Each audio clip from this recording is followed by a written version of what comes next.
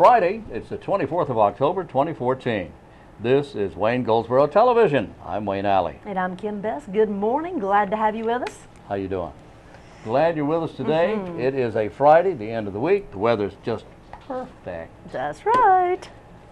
Glad it's Friday as we all enjoy seeing that day roll around. Then we have our weekends. Yes, yes. And they are special. They are special. And this time of the year is special. The leaves are beginning to change a little bit. Yes. Yeah. Love it. They are. I was up in Greensboro last week, yeah. And I will tell you, as you know, the closer to the mountains you get, the quicker the leaves change. Yes. And so as we were up there, I was looking at how beautiful they already were. They were that beautiful red color. Oh, yeah. And of course, you know, they haven't gotten into the little lighter gold and all of that. Yeah. But I even stopped and took a picture. I thought, this is absolutely gorgeous. I did. Yeah, that's my home, you know. I know. Where you were, just about a mile down the road, is where I live. Really? Yeah, not far at all from there. Nice. Yeah. Well, we had a very productive city meeting up there. Well, that's great. It was a League of Municipalities, which is, of course, this represents all the cities across the state of North Carolina. Yeah. Yeah. That's great. All right. So they had it in the middle of the state.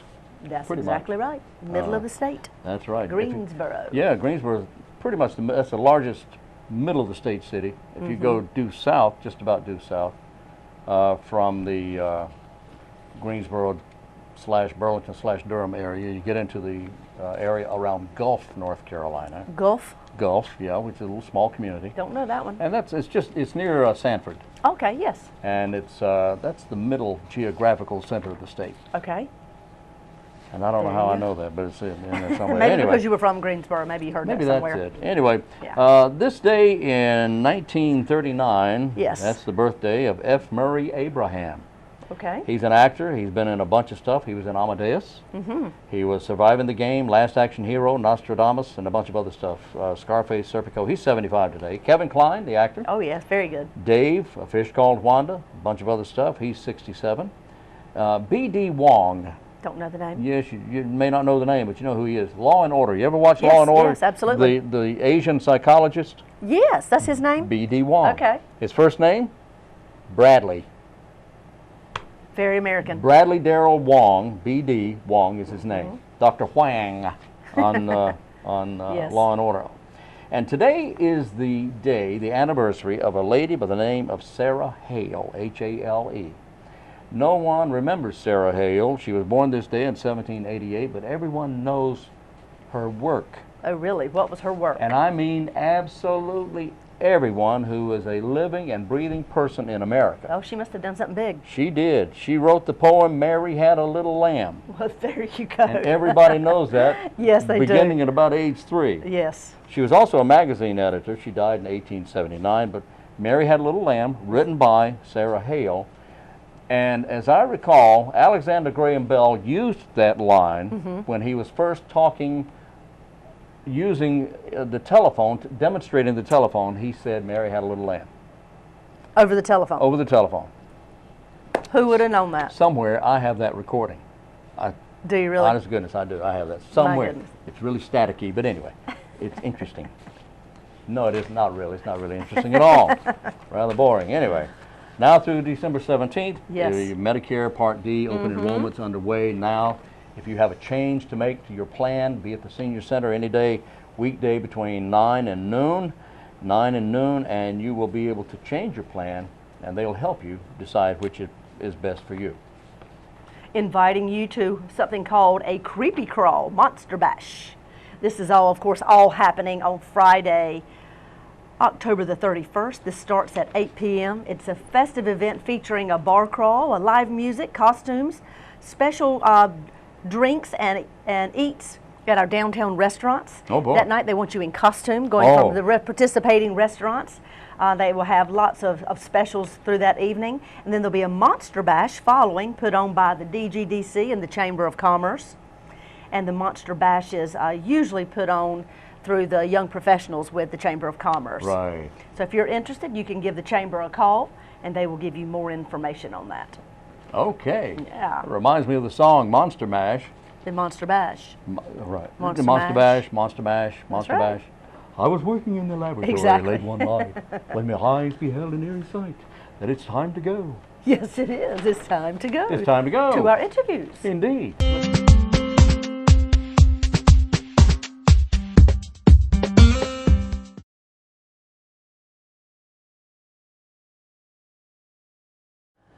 Our guest in the studio today, a gentleman by the name of Nathan Terry Bullock.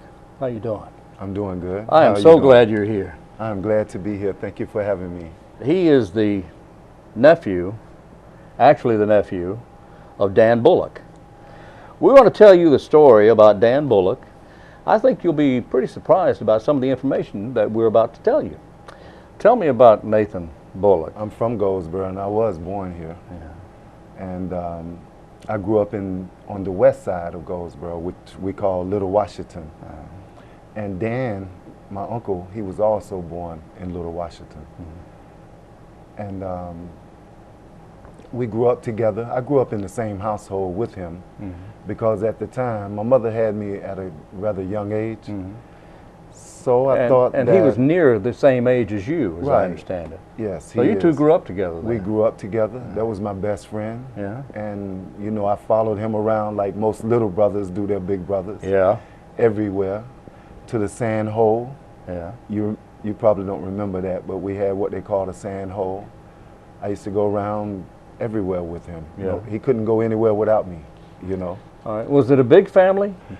Well, my mother was the oldest. Her name was Lois Bullock. Mm-hmm. And the next one was Porter Bullock. We called her Pete back then. Mm-hmm. And she's Porter Bullock Barnes. And my youngest aunt is Gloria Bullock Burroughs. She lives in Brooklyn. She still lives there. Right. And Dan was the only boy in the family. Really? And yes, and everybody loved him. You know, he was wonderful. He was smart, intelligent, and very adventurous. Okay. What was he like as, well, you and he grew up together. You hung out together. You did a lot of things together. What was he like as a youngster? Very athletic. I mean, we built our own kites that we flew. We used to make pop guns. Mm. We used to make bow and arrows together, you know, and even war figures, you know, and even the trucks. We'd just take two pieces of wood and put a tack in the front, yeah, and in the front of the other one and tie a string around it. And we had long distance trucks that we would put match stems on, the big matches for the officers and the little ones for the regular soldiers. Right. And we would get in the backyard and we would play war. Yeah. You know, and one of my chapters in the book is called World War II in Our Backyard, which is a wonderful chapter, but all of them are, you know. Nathan is an author, and he's written a book about his uncle, Dan Bullock, and Dan was, I would think a lot of people know and realize that Dan Bullock was the youngest American who died in conflict, in combat, in Viet Nam. That's correct. The very youngest. At the time he died, he was 15. Right. He enlisted in the Marines at the age of 14. How did he do that? Well, once my grandmother passed away here, my grandfather remarried to a lady named Jewel, and they moved to New York. Mm-hmm. And they took my youngest aunt with them. He didn't go at first, you know. And he just wanted to make a difference and change. And ever since he was little, he always wanted to go into the military. So when he left, it's not clear who helped him alter his birth certificate, because my grandfather said he didn't, you know, and even when asked why he didn't say anything once he learned that he was in there, you know, he just shook his head and held his head down. I guess he wished he had, you know, but Dan was so very mature for his age, and we was all proud of him. Well, here's a young man who's very smart and resourceful. Yes. And had the ability to do things. My guess is he probably did it on his own, wouldn't you? Was that your... I think so, because at the age of 14, when he enlisted in September the 18th of 1968, he was 14 years old. And when he graduated from boot camp, it was in December, I think it was December the 12th, 1968. But now, how did he get into the Marines at the age of 14? I mean, most 14-year-olds are just Right. boys, little men that aren't grown yet. I understand his resourcefulness, and it was something that he was determined to do, to go into the military But at a young age. wasn't his size? He was also, I think he was 6'2". Oh, And he was close to about 200 pounds, and he was very big for his age. there you go. And he was quiet, you know, with a very high level of maturity, you know. And he was always serious about going into the military, you know. So that was his hope and And dream. his dream, was to yes. be a soldier, That's right. Yeah, be a Marine. to be a Marine. He was big for his age, but would you say that he was mature for his age? Well, you know, him being just under 5 years older than me, because he would be 61 December the 21st if he were living, and I'm 56 as of July 23rd. So, but even the adults around him, because you know, back then, when adults talk, you had to go outside and play, or you could go to another room. Yeah. But Yeah. he didn't. He could stand around when my grandfather was talking, and I could kind of get behind him and listen to the conversation as well, because I was with him, you know, I got you. most of the time. Right. But he's always been very mature, always. So he joined the Marines in 1968. We just put his picture up on the screen here. Okay. Handsome, right? Oh, man. Well, he's wearing that Marine uniform. Oh, yeah. Yeah. But he's a nice-looking young man. Yes, he he looks is. older than 14. He does. But He now did this, to at me this then, picture, too. he was 14, right? He was 14 at the time he took this picture. All right. And he was shipped off to Parris Island. Yes, Parris Island in South Carolina. Right. Yeah. And this is at the height of the war in Viet Nam, 1968, 69. That's Things right. were really heating up. Yeah, and he graduated just before his birthday. He graduated December the 12th of 1968, and on the 21st, he would have turned 15. So it's just a few weeks shy of his 15th birthday. So tell me about his experiences as a Marine. As a Marine, Tell me what happened. you know, when he went overseas in May, on May 18th, he went to Viet Nam. And while he was there, you know, he enlisted from Brooklyn, New York, at the foot of Williamsburg Bridge. That's where they have a 10-foot bronze statue of him now. There's a 10-foot bronze There's a statue 10-foot of bronze Dan statue. Bullock. Yes. That Steve Piticelli, who was in the Marines with him in Vietnam, he's an author now. He lives in Orlando, Florida, and he sculptured a bronze statue of him because he had to deal with not only post-traumatic stress syndrome, but also he felt guilty because Dan came in and to do KP duty because he had already been out in the war zone. And when Dan came in, they were best friends, and they had a little sparring match. And during the sparring match, Dan broke Steve's thumb. Uh-oh. And when he broke his thumb, he volunteered to go back out. And once he went back out, the firefight was so heavy over there where he was at. And you have to understand too, that he was so quiet because he was afraid that people would find out his real age. And he didn't want anyone to know. All right, let me understand now. They were sparring. They were playing around. Right. And Steve broke his thumb Right. during the match. Dan broke Steve's thumb. Dan broke Steve's thumb. Right. So as a result, Dan took Steve's place in the field. Right. Went right back in Went the field. back into the field. Yeah, after being out there overnight. Right. So he came in, they sparred, broke his thumb. Dan said, "Don't worry about it. I'll take your place." Right. And when he went back out there, the firefight was so heavy on this side of the field, Dan had to go. They sent him at ammunition. And he made an ammunition run, and he brought the ammunition back. Well, they thought this young man, they didn't know he was 14 or 15 years old. What did they think he was? They thought he was kind of slow, like mentally or something, Uh-huh. because he was very quiet, because he was hiding a secret. And he also took that secret to the grave with him. And the second time they sent him at ammunition, he got killed, you know. And the last letter we got from home, he told everybody that he was doing fine and that I don't have any holes in me yet. And you know, back then we would get the little air mail with the big red and white and blue stamp on it. Yes. And I used to read all of his letters. And he always says one of his friends got killed, that he don't have no holes in him yet. And that was one of his famous sayings. And as I look back, it was as if he was prepared to die for his country. When a lot of people were fleeing to Canada, and being the only boy in the family back then, you didn't even have to go into the Marines. Even if you was, or in the military, or even if you was flat-footed, you know?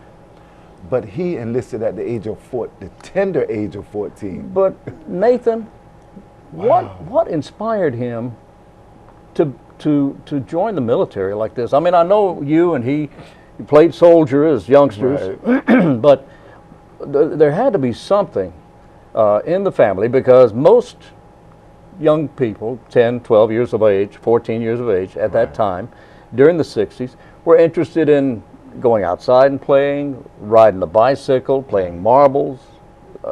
They weren't thinking about joining the military and going to war. Right. What was he thinking?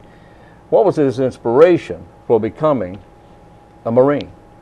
Well, you have to understand that when my grandmother died, he was the only boy, and he was the baby boy, other than me, you know, but she was my grandmother. But he was so distraught, and it was like his whole world was torn apart. And then moving to Brooklyn, my youngest aunt, which was his heart, you know, the baby girl, Gloria Bullock, he wanted a better life for her. And I think he wanted to bring her back to Goldsboro in a nice brick home. He wanted her to go to college. And that was mostly his inspiration at the end.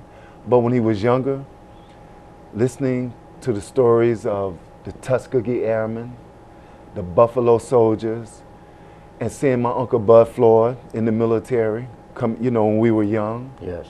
our cousin Raymond Bryant, even Peter Rabbit and William Hill, you know. I remember him coming back on crutches from Viet Nam War, you know, who's still living today and doing wonderful, thank God. And it was like a lot of people around us in Little Washington was coming back from Vietnam. Some as with wounds, with their leg missing or on crutches. But at the end, it was wanting a better life for his younger sister, for all three of his sisters, because I think he wanted to keep them together in the same household that we grew up in. Family was real close. Very close. Very close family. Very close, you know? Yeah. And I've done my part to try to keep it that way, but I haven't been able to keep myself together at times. Do you get me? So it's hard trying to keep others together. I know. But thank God, I know I'm on the right path. And it's a blessing to be sitting here with you, you know, because you're inspiring me even further, you know. And God willing, my book will be out March the 1st of next year. I'm sure it will, if not before. All right. You have had some difficulties Yes. getting through this. Yes. This is not an easy task for you, but you've obligated yourself to do this. That's right. Why? Main reason, because I want to keep his legacy alive, and I want the world to know, not just America and the United States, but I want the entire world to know PFC Dan Bullock and what inspired him. I want them to know what it was like for him to grow up in Goldsboro, North Carolina, in the West Side, in Little Washington, And I want them to experience him as I did growing up, you know? And his heart. I mean, he would rake the ladies down the street. He would rake her yard for them. He'll pick up pecans in the yard and bring them to your house and give them to you. You know, he would pick apples off a tree and give them, share them. You know, there's nothing he wouldn't do, you know? And for him to make a sacrifice when many other grown men or young men of the age of 18, 19, and 20 were doing what they could to evade going into the military, even as far as going to Canada, for him to want to do that, just the bravery, you know, and The maturity. the maturity. Yes. And for him to want to do that for his country, when he didn't even know or understand his country as a whole, is so overwhelming, you know? And he was my hero then, and now he's a hero in a different sense. And he's American hero, and he's the youngest American hero killed in the Viet Nam War at the age of 15. And according to Pentagon officials, he may be the youngest killed since before World War I. And they Wow. are talking about the Civil War. Yeah. But sure, there may be others that were killed at a young age who may have falsified their birth certificates, but they are not recorded. And it was only after his death that the Pentagon, that my family let the Pentagon know he is not 19 years old. He did not go into the military when he was 18. Here is his real birth certificate from the Wayne County Courthouse in Goldsboro, North Carolina. You know, born to Brother Bullock and Alma Floyd Bullock. That's his mother and father. This is Dan Bullock's birth certificate. So He was born December the 21st, 1953 in Goldsboro, North Carolina. He went in when he was 14. He got killed when he was 15. And they have since changed on the memorial wall in Washington, D.C. They changed his age and everything. So the Pentagon didn't realize. No, Well, they had no way of knowing right. because He he took presented his secret to the grave with him. Exactly. Yes. Wow. Well, so you plan on having the book finished, completed, and published by March 1st. March 1st, 2015. 2015. That's the plan. Yes. All right. On the screen, we have the monument to PFC Dan Bullock. And there's an interesting story behind the monument as well. Tell me about that tombstone, Well, that you monument. know, when he was buried, he didn't have a monument, a tombstone, rather. And my Aunt Porter and my Aunt Gloria, my mother, she was in a wheelchair, so she didn't get to go. They went on a tour to the talk shows. And when they went to Sally Jesse Raphael, she has a cameraman that was an ex-Marine. And he remembered Dan. And Sally Jesse Raphael actually purchased that beautiful monument. Now, this was not just a talk show. This was national. This They was a They national. toured nationally. They did. And one of the shows was Sally Jesse. That's right. How about that? And she bought that monument. She Sally Jesse also- bought the monument. She bought My that goodness. monument for us, for the family. Wow. And she also bought one for Pinky Floyd, my great-grandmother, which is his grandmother, and also my grandmother, who's my mom, Alma Floyd Bullock. And they are in the same plots. And my grandfather purchased those plots many, many years ago, even before I was born. Now, where's Dan buried? He's buried in Elmwood Cemetery Here in Goldsboro. here in Goldsboro. All right. And we used to go by that cemetery to the trestle. They used to have a trestle over there. We used to go down there, and we would kill snakes with a shotgun that we Yeah. had. Yeah. He had it. I had a BB gun Yeah, you and that Dan. my grandfather gave him. Right. It's in the book. All our little childhood escapades are in the book. All right, now you mentioned the 10-foot bronze statue in New York City. Yes. And there are there's another as well. What about the street? They named Lee Avenue, where they say he grew up there, but he really didn't. Now Gloria did, Uh-huh. you know, but she went there when she was 9 Okay. because I was 7. But they named that street, Lee Avenue, PFC Dan Bullock Way. PFC And I Dan had- Bullock Way. Yes, and Yeah. I had, and I got to visit that street, Right. you know. But I went there too. I think the first time I went there, I was like 14 to that house Right. on 279 Lee Avenue. So that's named, and also in Honolulu, Hawaii, Yeah. there's a Veterans of Foreign Wars post Really? named in his honor. A VFW hut. Post. VSW post. VFW. Yes. Named in honor of PFC Dan Bullock. Yes, and I'm also, and you are too very instrumental, you and Chaplain Bill Board. We're going to try to get something, and Steve Petersilli, Yes. he's on board to get a statue put over here across from the courthouse in the memorial section, Right. because he's more honored and revered in Brooklyn, New York than he is in Goldsboro, North Carolina, where he was actually born and grew up. Well, You know? we need to correct that. Yes, we do. And thank you We need at to correct Chaplain that. Board. And I also talked to Mayor Al King, and I'm supposed to visit with him Mhm. because he's on board as well. All right. You know, and there's some wonderful people in Goldsboro, North Carolina, who's on board with this, and it's wonderful. Yeah. Yeah, I know. And I have a lot of pictures and photos, All right. and some of the same Is ones. that a website or a Facebook page? That's my Facebook page. Okay. I'm sorry. Terry Nathan Bullock. Right. They can go up Bullock. there. That's right. All right. Let me Yeah. put that up on the screen there. Okay. Okay. There we go. Nathan. It's Terry Nathan Bullock It's Terry Nathan Bullock for the website, for the website, for the Facebook website. for the Facebook site. Right. We'll get it together. Yeah. Okay. Nathan, it's we're out of time. I am sorry to say, but look, my friend, it's Well, it's been my great pleasure. having you in here with us today. Yes. This is a wonderful story. Good luck on the book. The book will be out in March of 2015. Yes. You better get to work, mister. I'm taking a break by being here All today. right, look, Oh, go well to work. deserved one. Thank you Thank you so very very much. much, and thanks for having me. Thank you. Nathan Bullock, author. The name of the book, again, is The Youngest American Hero. Look for it, March 1st, 2015.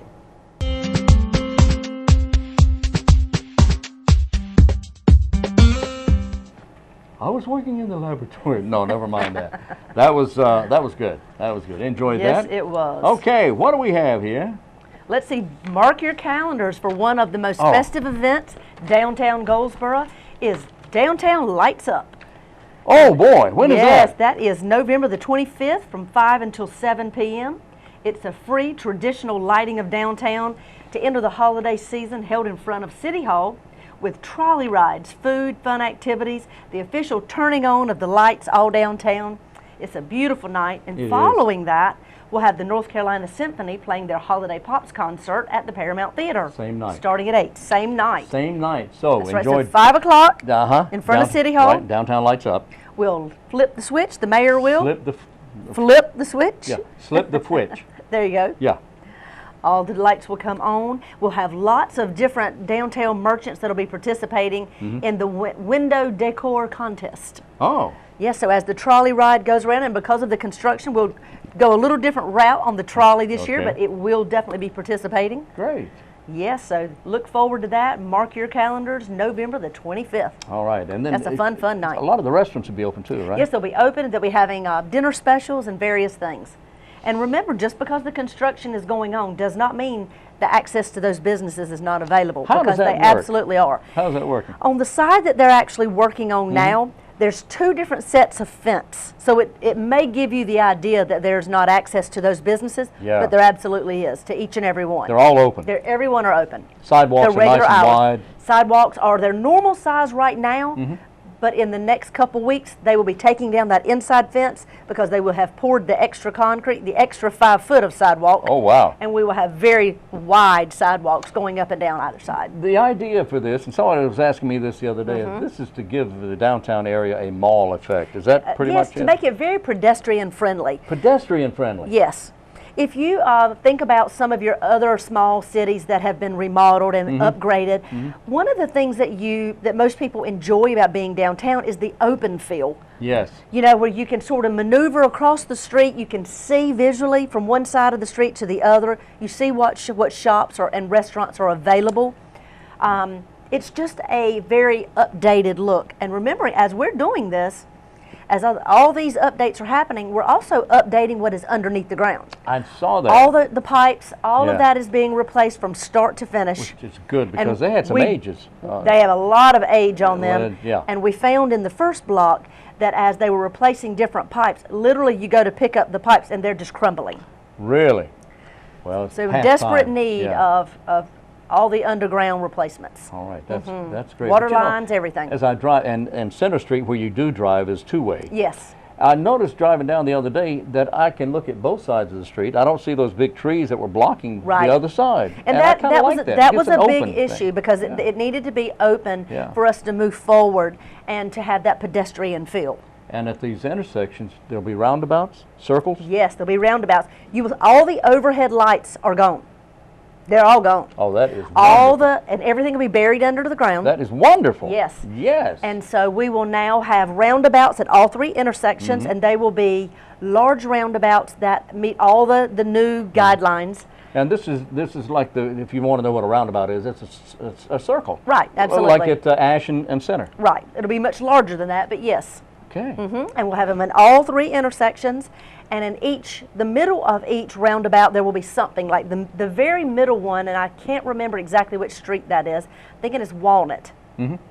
Yeah, Walnut and It'll be Center. Walnut right That there. is the one that will have a very large water fountain, Oh boy. very tall, multi-leveled, constant water fountain. It will be gorgeous. We've seen these in so many of your different cities that have gone through restorations like this. And then in one of the other ones we'll have, or both of the other ones will have pieces of art displayed. Will the fountain be accessible to pedestrians? Absolutely. So that means that people will want to throw a coin or two in there, I'm quite sure they will. and that as people will do. But there'll be no swimming? No swimming. Okay. No. Oh, well, I try.